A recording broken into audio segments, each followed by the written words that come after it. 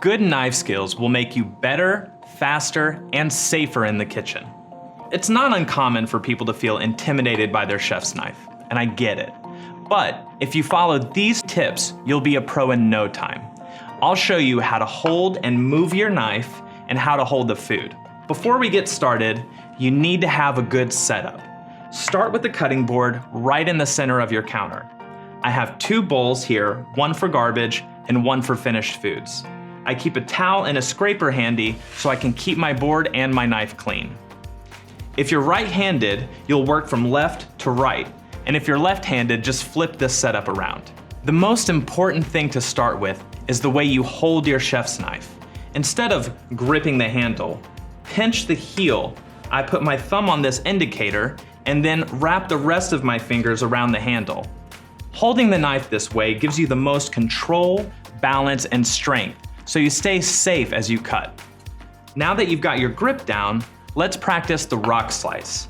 This technique creates a natural slicing motion, and you can practice with the cover on if you want. Knives work better when they're moving through the food, not just pressing down on it. So by keeping the knife in motion, you're constantly slicing through your food. Now we're ready to add some food to the mix, but you have to know how to hold it.